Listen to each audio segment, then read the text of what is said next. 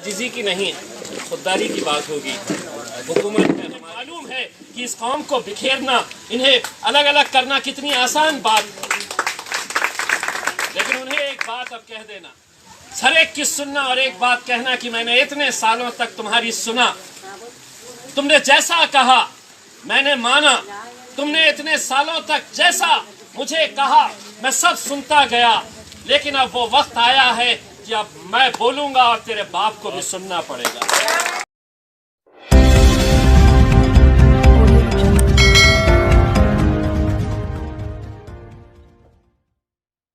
अब आजिजी की नहीं, खुददारी की बात होगी। हुकूमत में हमारे हिस्सेदारी की बात होगी। मजलिस ने एक सबक सिखाया है हम सबको, अब बात होगी तो बराबरी की बात होगी, और यही बात लेकर हम आपके बीच में आए हैं।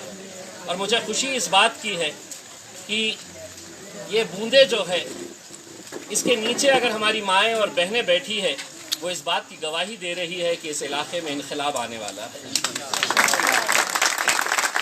क्योंकि हमने सियासत के अंदर ऐसे भी जलसे देखे हैं कि जहाँ पर लोग मौका ढूंढते हैं कि कब यहाँ से निकला जाए, और यहाँ पर बारिश हो रही है और मेरी माएँ और बहनें यहाँ पर बैठी हैं, तो मैं शमशुद्दीन साहब को अभी से ही मुबारकबाद दे देता हूँ अल्हम्दुलिल्लाह।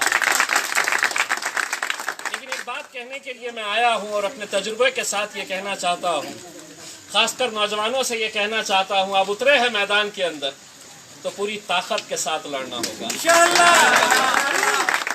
अब उतरे हैं मैदान के अंदर तो पूरी हिम्मत के साथ, पूरे जज्बे के साथ, पूरे क़ुव्वत के साथ हमको मैदान के अंदर उतर कर लड़ना होगा, क्योंकि इतिहास के अंदर टक्कर लेने वालों का जिक्र किया जाता है, तलवे चाटने वालों का जिक्र नहीं।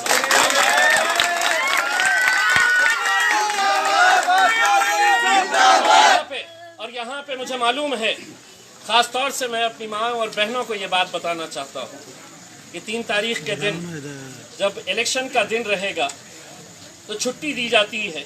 मुझे पता नहीं है कि यहाँ पर छुट्टी है या नहीं है, लेकिन अगर छुट्टी है तो आपसे मैं एक इल्तिजा करने के लिए आया हूँ। हर रोज़ ये मामूल होता है हमारी ज़िंदगियों में कि हमारी माँ और बहनों को शौहर उठता है और कहता है कि बेगम चाय बनाओ, चाय पिलाओ, नाश्ता कराओ। आपको 3 तारीख के दिन उसे ये 2 टूक जवाब देना होगा कि आज ना तुझे चाय मिलेगी ना नाश्ता मिलेगा, जब तक तू जाकर पतंग के ऊपर मोहर नहीं लगाएगा तब तक। ये जज्बा हमें पैदा करना होगा। आज मुल्क के हालात कैसे हैं, अभी अभी आपने सुना है। ये इलेक्शन महज एक ऐसा इलेक्शन नहीं है जहां पर मजलिस इत्तेहादुल मुस्लिमीन के हम 5, 10, 15, 20 कॉरपोरेटर्स को चुन कर देंगे। ये इलेक्शन की गूंज कहां तक पहुंचेगी इसका अंदाजा आपको नहीं है। यकीनन आप शमशुद्दीन भाई की अहलिया को ये वोट देंगे, उन्हें कामयाब करेंगे, वो कॉरपोरेटर तो चुनकर आ जाएंगे, लेकिन ताकत मिलेगी अगर किसी को तो वो मेरे कायद बैरिस्टर असदुद्दीन अवैसी को कायद।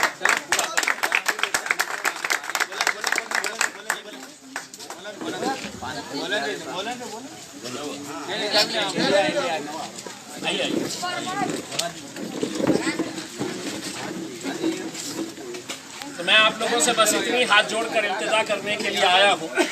इलेक्शन के अंदर खास तौर से जब बल्दिया के इलेक्शन होते हैं तो 2 दिन 3 दिन पहले सारे खेल खेले जाते हैं, सारे बाजियां पलटाई जाती है, अलग अलग बातें, अलग अलग हथकंडे, अलग अलग साजिशें खेली जाती है, रची जाती है। तो इलेक्शन से 2 दिन पहले 3 दिन पहले ही ये सब खेल खेले जाते हैं। इलाके के बड़े बड़े दिग्गज लोग आएंगे, पैसों से खरीदने की कोशिश करेंगे, डराने की धमकाने की कोशिश करेंगे कि मजलिस को यहाँ पर नहीं आने देना चाहिए। और हमें जो जानकारी मिली है वो जानकारी ये कहती है कि जेडीएस वाले सोच रहे हैं कि कांग्रेस जीत जाए चलेगा, कांग्रेस सोच रही है भाजपा जीत जाए चलेगा, लेकिन ये तीनों पार्टी ये सोच रही है कि मजलिस ने नहीं आना चाहिए। उन्हें ये क्या पता है कि मजलिस की फितरत में कुछ ऐसी लचक है, तुम जितना उसे दबाओगे इंशाल्लाह वो उतनी ही उभर कर आएगी। और नौजवानों से एक बात कहना चाहता हूँ, तजुर्बों के साथ कहता हूँ, इलेक्शन से 1 दिन पहले, 2 दिन पहले, 3 दिन पहले आप लोगों को बांटने की कोशिश की जाएगी, आप लोगों को तकसीम करने की कोशिश की जाएगी, कहीं डराया जाएगा, कहीं धमकाया जाएगा, और जब ये हथकंडे भी काम नहीं आएंगे तो आपको खरीदने की कोशिश की जाएगी। उन लोगों को एक बात कहना कि बाजारों के अंदर कुत्ते और बिल्लियां बिकते हैं, बकरी के बच्चे बिकते हैं, शेर के बच्चे बाजारों में बिकते हैं। शेर के बच्चे बाजारों के अंदर बिकते नहीं हैं, इनके सौदे नहीं किए जाते हैं। बस हम आपसे यही इल्तिजा करने के लिए आए हैं। ये इलेक्शन ऐसा इलेक्शन होता है, मैंने खुद ने अपने तजुर्बे के साथ कहता हूँ, पूना के अंदर एक महानगर पालिका का, एक बल्दिया का इलेक्शन हुआ। वहां पर एक शिवसेना के कैंडिडेट और एक हमारी बहन थी, वो दोनों के बीच में जब नतीजे निकल कर आए तो एक जैसे ही उतने ही वोट्स मिले। 2016 वोट शिवसेना के उम्मीदवार को मिले और हमारी जो बहन थी उसे भी 2016 वोट मिले। एक वोट आया था पोस्ट के जरिए।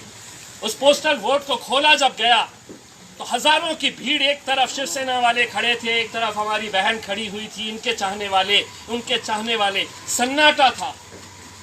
सन्नाटा था कि एक वोट किसके हक में जाने वाला है। जब वो वोट खोला गया तो बड़े अफसोस के साथ कहना पड़ता है कि वो शिवसेना के हक में गया। उस दिन ये एहसास हुआ हमें कि एक एक वोट की कीमत क्या होती है मेरे भाई, एक एक वोट की कीमत क्या होती है।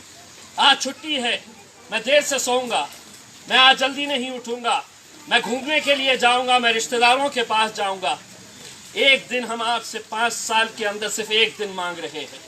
वो एक दिन आप लोगों को ये सोचकर इलेक्शन लड़ना है कि ये उम्मीदवार जो है ये उम्मीदवार नहीं है। यहाँ पर जितने भी लोग खड़े हैं, हमारी जितनी माएँ और बहनें यहाँ पर बैठी है, ये सोचकर मैदान में उतरना है कि उम्मीदवार ये नहीं है, उम्मीदवार मैं खुद हूँ।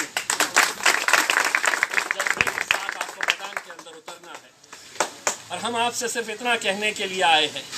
हमने 8 घंटे सफ़र तय करके यहाँ पर पहुँचे। हमसे कहा गया कि 1-2 घंटा आराम कर लीजिए। हमने कहा कि नहीं, अब आराम करेंगे तो इंशाल्लाह हम 3 तारीख के बाद ही करेंगे। बड़े यकीन, बड़ी उम्मीद के साथ हम आप लोगों के बीच में आए हैं। 6 तारीख के दिन जब नतीजे आए तो हमारे हैदराबाद की जितनी भी टीम यहाँ पर दिन और रात शिद्दत के साथ मेहनत कर रही है, इनका क्या फ़ायदा है उसके अंदर, हमारा क्या फ़ायदा है उसके अंदर। हम चाहते हैं कि हर शहर के अंदर अपनी एक क़यादत तैयार हो। हम चाहते हैं कि हमारी लीडरशिप हर शहर के अंदर और ख़ास तौर से उन इलाक़ों के अंदर जहाँ पर हमारा अगर हरा झंडा नहीं लहराता है तो कहीं ना कहीं हमें सोचने के ऊपर ये मजबूर होना चाहिए कि कितना हमारा इस्तेमाल किया जाएगा। क्यों आज हमें हर 5 साल के बाद हमारी बस्तियों के अंदर आते हैं?